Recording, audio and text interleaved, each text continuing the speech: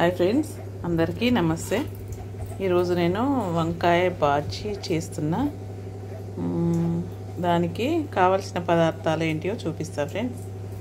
వంకాయలు, పచ్చిమిర్చి, వెల్లుల్లి, ధనియాలు, జీలకర్ర మెంతుల పౌడరు, చింతపండు, ఇవన్నీ అయితే ఉప్పు, ఇవన్నీ తగిన అన్నీ మనము వేసుకోవాలి ఫ్రెండ్స్. అయితే ఇవన్నిటి తర్వాత ఈ వంకాయలు, మిర్చీలు ఇలా ఫ్రెండ్స్ నేను ఇవన్నీ కాల్చాను. ఇలా కాల్వాలి ఫ్రెండ్స్. ఇంకా కట్టెల పొయ్యి అయితే మన బూడిది ఉంటుంది కదా, ఆ కొమ్ములో పెట్టేసుకుంటే మాత్రం చాలా మంచిగా ఉడికిపోతాయండి. నేనైతే స్టవ్ పై పెట్టాను. ఇప్పుడు ఇవన్నీ మనం ఇలా పొట్టు తీసుకోవాలి ఫ్రెండ్స్.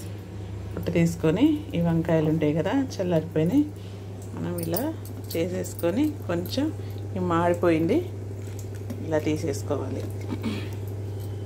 కొమ్ములో అయితే కట్టెల పొయ్యిలా మంచిగా ఉడికిపోద్ది ఫ్రెండ్స్. మంచిగా ఉడికిపోతుంది, మంచి టేస్ట్గా తయారవుతుంది అన్నమాట. గ్యాస్ పొయ్యి మీద ఎంతైనా కొంచెం వేరుగానే ఉంటుంది. అప్పుడు ఇలా చేసిన తర్వాత ఈ తొడిమే కూడా తీసేసుకుందాం.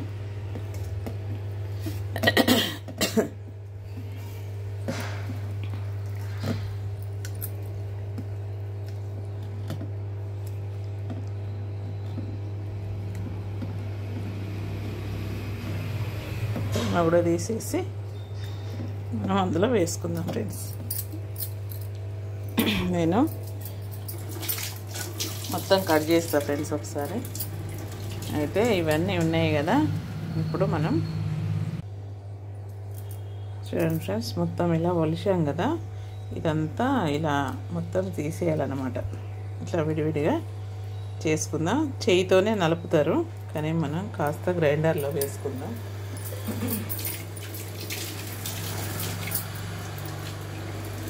ముందుగా పచ్చిమిర్చి వేద్దాం ఇందులో, ఈ చింతపండు, ఈ వంకాయలు, అలాగే ఈ జీలకర్ర మెంతుల పౌడర్ అండి, అలాగే వెల్లుల్లి, కొంచెం సాల్ట్ వేసుకుందాం ఫ్రెండ్స్. టేస్ట్కి సరిపడినంత వేసుకుందాం. ఇప్పుడు మనం దీన్ని గ్రైండ్ చేసుకొని వద్దాం. చూడండి ఫ్రెండ్స్, గ్రైండ్ అయితే చేశాను. ఇది బాగా మెత్తగా చేయొద్దు ఫ్రెండ్స్, మామూలుగానే ఉండాలి, బాగా మెత్తగా చేసుకోవద్దు. కొంచెం ముక్కలుగానే చేసుకుంటారు. చూడండి ఫ్రెండ్స్, మొత్తానికైతే రెడీ అయిపోయింది. ఇది ఇష్టం ఉన్న వాళ్ళు ఫోను తిరగమూత వేసుకోవచ్చు, ఇక లేకపోతే వట్టిగా కూడా పచ్చాయిలు వేసుకొని తింటారు ఫ్రెండ్స్ కొందరు అయితే. చూడండి ఇలా అన్నమాట. చట్నీ తిని చూడండి ఫ్రెండ్స్, ఒక ముద్ద ఎక్కువనే పోతుంది, చాలా టేస్టీగా ఉంటుంది. ఇంకా ఇందులోకి పప్పు,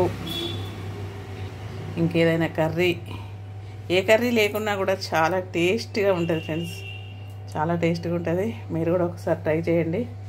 నాకైతే నోరు ఊరిపోతుంది. ఇక భోజనం చేసుకుంటా ఫ్రెండ్స్, ఉంటాను.